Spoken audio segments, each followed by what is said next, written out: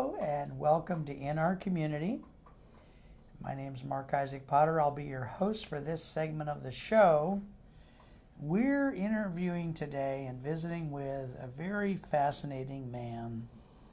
I could spend the whole show just lauding him and telling you wonderful things about him. He's been at KMVT television for a very long time. He helps absolutely everybody. He has a very kind heart. And he's a dear friend. Has gotten me through all these years at KMVT. Robin, good to meet you. Brother, God bless you. Welcome to the show. Tell us whatever you darn well please about. You want to talk about KMVT? You want to talk about something else? Actually, pick a subject, any subject, I'll go. I would like the audience to know how much you do here at KMVT and how you see the place. I can tell some stories about you if you want, but I would like you to tell some too. You seem to always be willing to help. People get in a jam, somebody gets sick and can't volunteer, you fill in for them. Well, that's part of what you're supposed to do. This is a community access. I mean, if I didn't do it, I wouldn't be doing the right thing. You're one of the few people who has that viewpoint. That's a very beautiful viewpoint. Now, you worked in television before you came here, right? Yes, I worked. Tell us about that.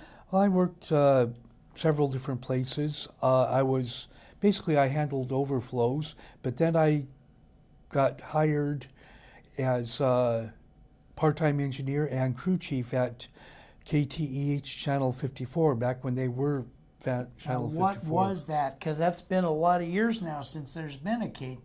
Well, that was what are the call letters again? KTEH. And that station doesn't exist anymore. Well, they call it KQED Plus now because KQED owns 54. So they bought them or something. Well, yeah.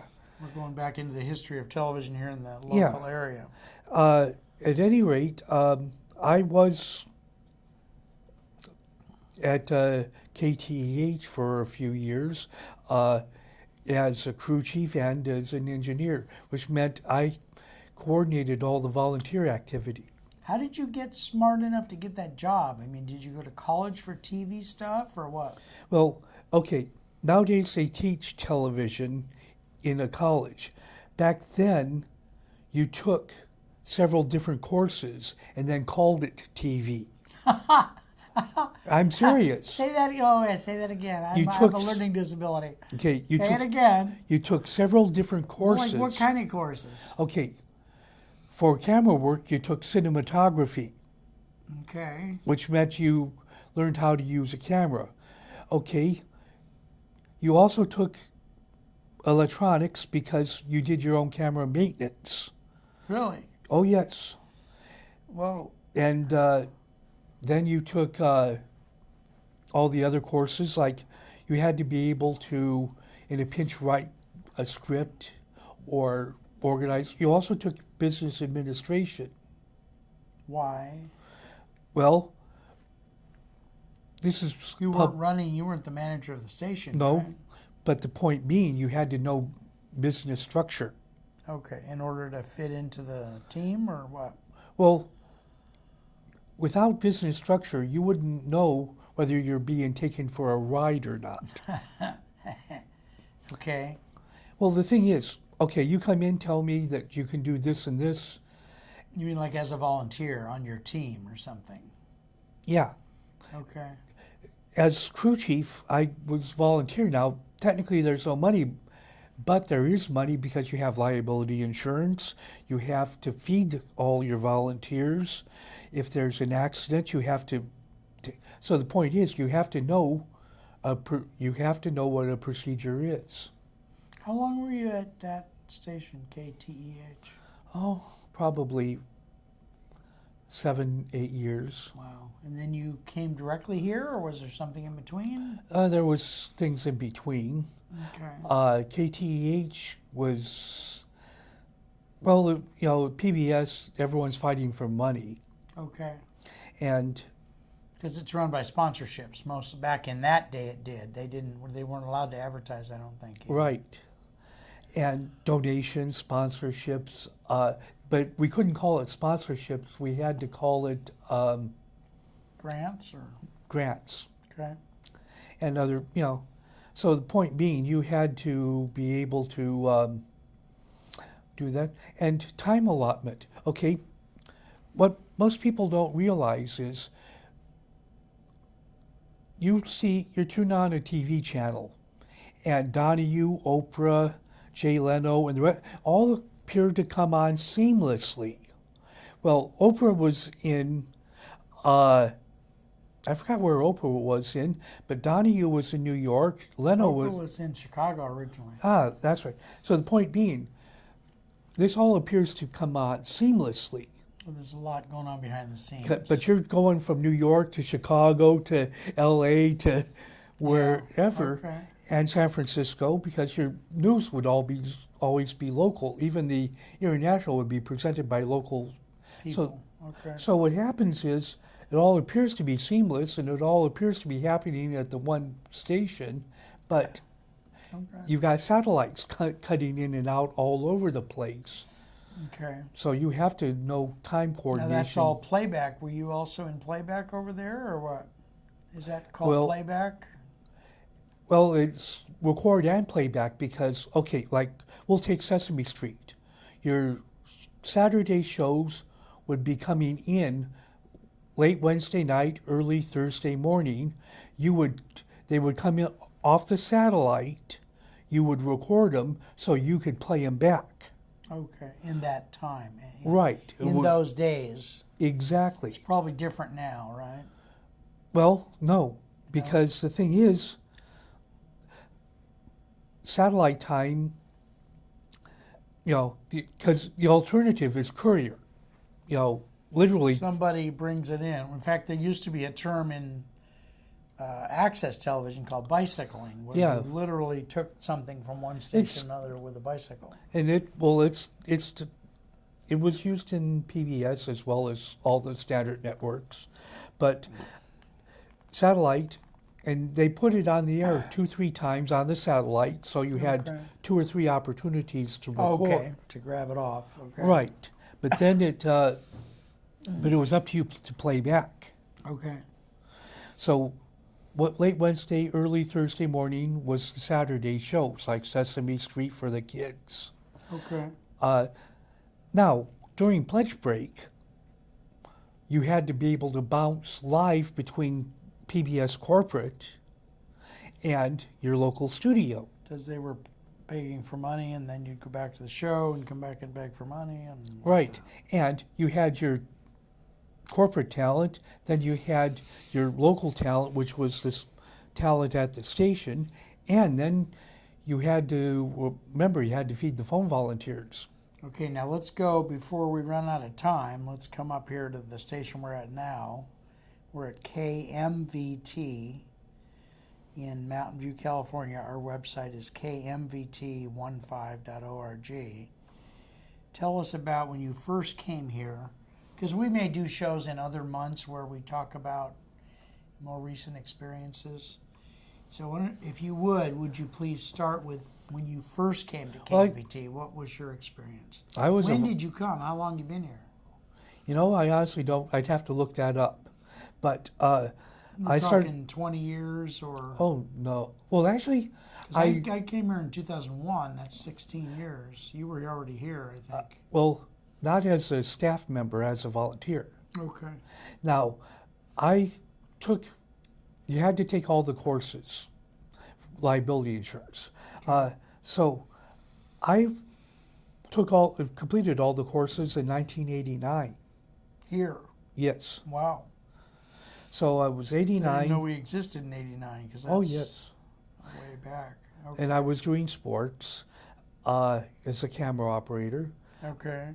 From there, they chose to finally hire me. Okay. But wanted to prove myself as a volunteer, reliable and capable. Now, when you first came on as a paid employee, what was your job? What assignment? Because we had a bigger staff back then. There was a big cutback somewhere in the middle of the 2000s. Well, the cutback happened, And then they discovered that they needed some extra people, so I was pulled in. Yes, but in the beginning, when you first got hired, what was your assignment? Lighting. Lighting, okay. Right. Okay. Now, you know a lot about lighting. Right. That's my perception.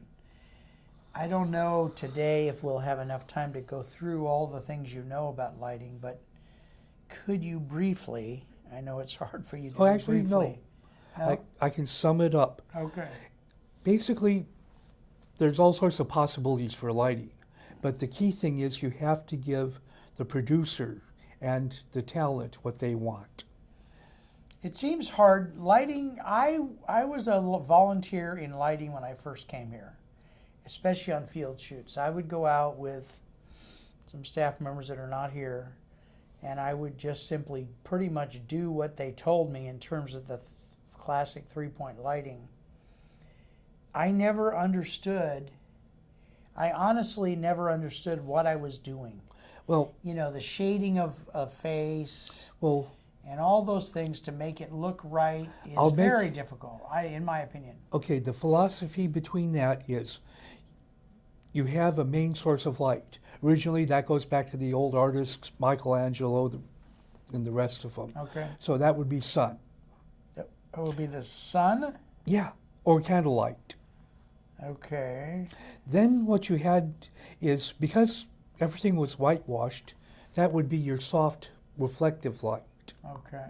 But now you needed something from behind to separate you from the background, or else you looked like a carbon, Now that other light has a name, right? a backlight. A backlight. So there are, okay. Yeah, Now are you telling us about the classic three-point lighting? yes. So what do we got so far? The sun, The sun, which or is candle. the front light. Right. And then there's something called a backlight. That's a separate light coming in, we'll say moonlight or light through a window. Yeah, okay. So what is the third light then? Your soft fill light, it softens the shadows, and that was basically reflected off of your whitewashed walls. And you can do that even in a field shoot. We used to go out with 3 different lights and all kinds of other, I don't know, sparkly doohickeys. Oh, reflectors. That would make it do stuff. So, what's one of your favorite stories? Your favorite stories from being here all these 250,000 years? Well, actually, this isn't related to this. I was on a film shoot, and we were on a mountaintop, and it was a movie shoot or what was Yeah. it? Okay. We were on a mountaintop with a big, massive arc light aimed at another mountain, and this was a summer day. God. So we're all dressed in shorts, and they accidentally left us up on that mountaintop. Oh no. That was pretty fun. Okay. But and finally we got in, but that was quite an experience. Because we're up there with nothing but our shorts and an arc light and generator. And they literally left you there. Wow. Yeah. Wow. What do you when you get a new volunteer, how do you know what kind of guidance to give him or her? Because each of us, we new volunteers, I think have a different personality and it can vary a lot. How do you first start interacting with it? How do you gauge that new volunteer? Well, unfortunately, you just plain have to work with them, and it might take, sorry to say, but in truth, it might take a couple of shows to iron out the communications, because what you say I may perceive differently, and vice versa. Okay. But and some people come here they come here, when people come here and they take the very first class, they learn every station in the big studio. So they learn audio, they learn computer graphics, they learn how to switch the cameras, TD, they learn how to direct, they learn how to do camera, they learn how to do floor. Right. And some people gravitate to one position or another and like doing that. Some people start a show, which we want lots of shows. Right. what I've learned about people who start shows is the people who start shows that are simple have a higher probability of making it than the people who start their very first show and they want their dancing parakeets and angels from Costa Rica and all this stuff. They get so exhausted that they don't get the show. Does that match your... Pretty much. Now, there are honest exceptions. There are people that may not have been in television, but they understand organization, and they know what they have a very clear idea as to what they want. Okay. Those people are actually mostly easier to work with because they know what they want and they can tell you whether you're giving them... Okay. Yeah. They're not jumping back and forth. All right. Good. I don't know how far along we are, but do you have any things for our viewers? Like if people 3 want minutes? If people want to come in and... 12. People want to come in and... We got 12 minutes. That's good. Yeah. We have plenty of things to talk about. If people want to come into the station, how can they learn about it? How do they start to take the class? And tell us more about that first class that they would take. Oh, first off, the way they find out about it is we do actually put information out there for the public to try to get people to come in. Okay. Then some people come in because they know somebody. Now, you have an extraordinary capability of talking to everybody. Well, I mean, the point is you bring in more people than any, most of our efforts have succeeded to a certain extent, but you bring in quite a few people just by meeting them on the bus or things like that. Light rail, yeah. So that's how we get And are people allowed just to come in and drop by or not? Yes. Or how can they get to know it a little? Well, of course, we have our website, which is, if you think of MV like Mountain View, then you have the call letters KMVT, and the number 15 is the station. So KMVT15.org. That's the website. It is rather comprehensive, I would say. Yeah. Give you a lot of answers. Anyway, but, what else can they do? Well, let's go back to you for a moment. You invite people to just watch the show. Come by. Yeah. And we do the same thing. Yeah. And people do come by and watch. Some people just watch the show. Some people just love being audiences. Mm-hmm. Others want to take, they stick their toe in the water. In the water and get excited. Yes. The very cool thing about this place is that anyone in the audience listening, over a period of time, after taking, I would say, 3 or 4 classes, can honestly have your own television show. To me, that's just astounding that someone like me, a kid from the hills, can actually have a TV show. I've had a show now for 16 years. Yeah. I like keeping my show simple. It's mostly interviews. So tell us about, remember when we had that big layoff?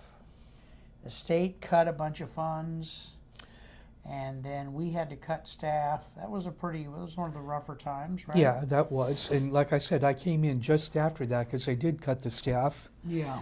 And then they discovered they needed more people. Yeah. And, that sort of happened because the state cut the cities and the city cut us. Well, it's actually kind of a combination of state, Comcast, and a few other things. Okay.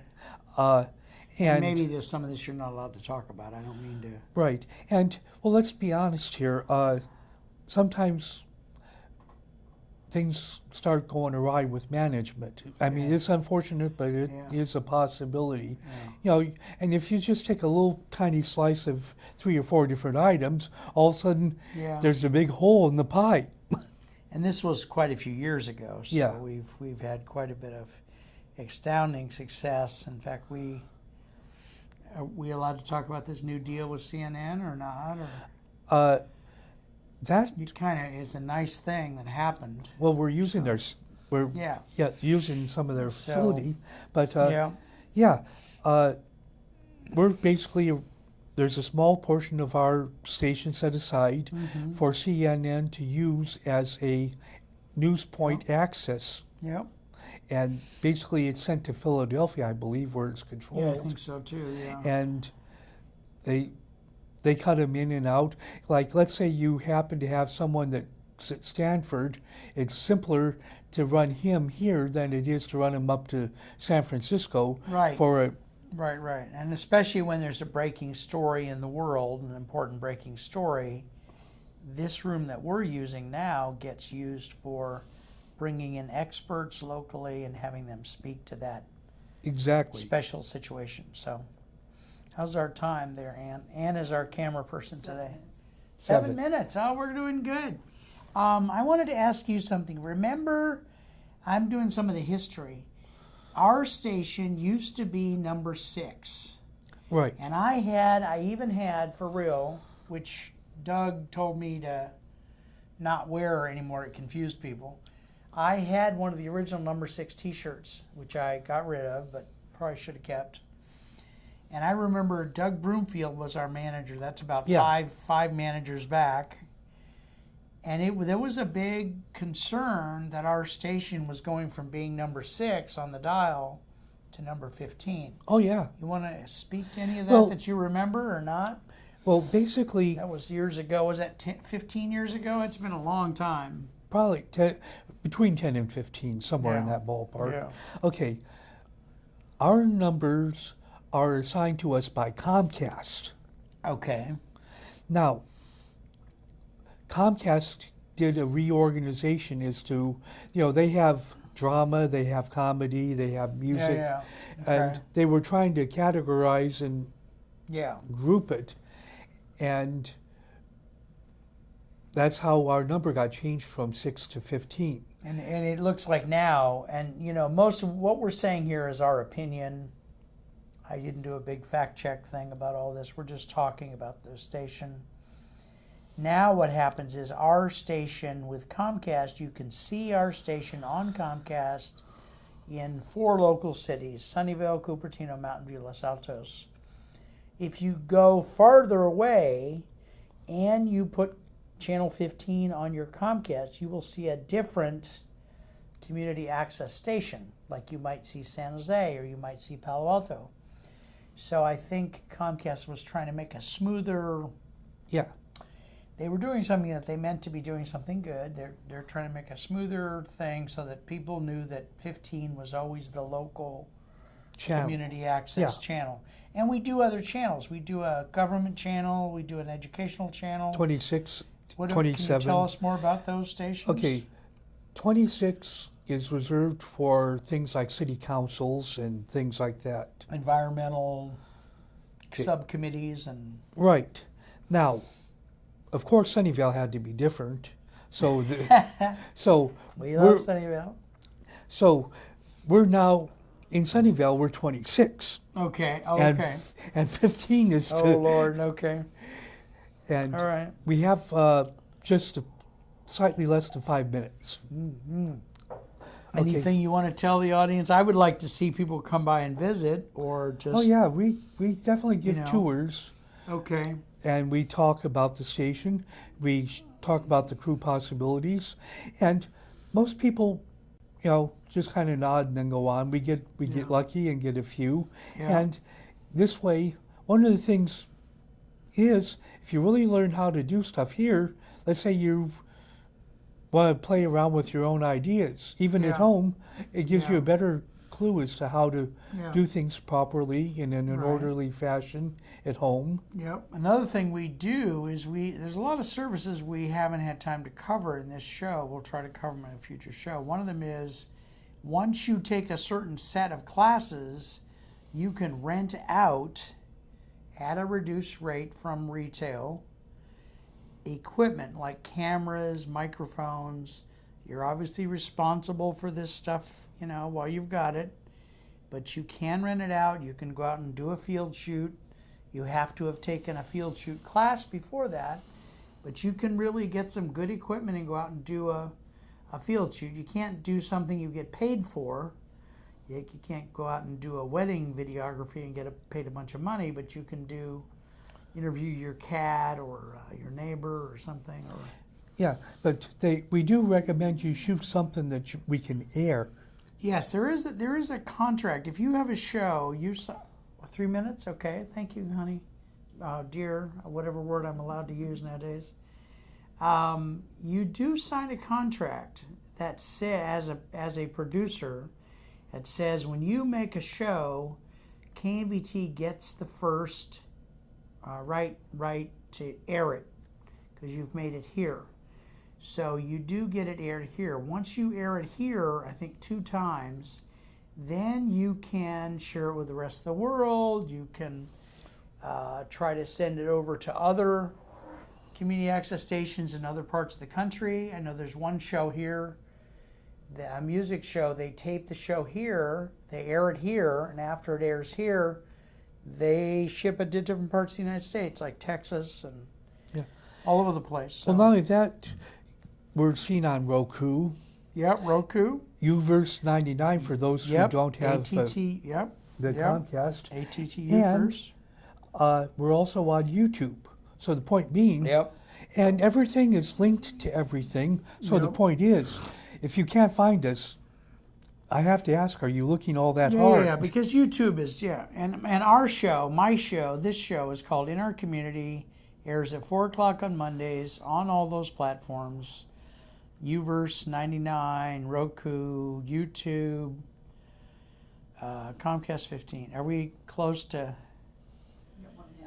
our dear? I want to thank our dear camera person, Ann Zeiss. I hope I did that right. She's very, very wonderful. Her son Scott's going to come in and tape the next show because we're going to interview Ann. So we're almost done. Are we almost done, my dear? We're under a minute. What do I have to do? A song and dance or some Fred Astaire bid or something? Anyway, so if y'all have any questions, obviously call the station. The number is 650 I couldn't tell you. 968 1540. 650 968 1540. And it's on the website in the Contact Us page. So Right. And unfortunately, in my case, the cell phone knows the number. I don't. yes, no, it's a fun. It's just plain a fun place to come and hang out and learn new stuff and meet wonderful people like Ann.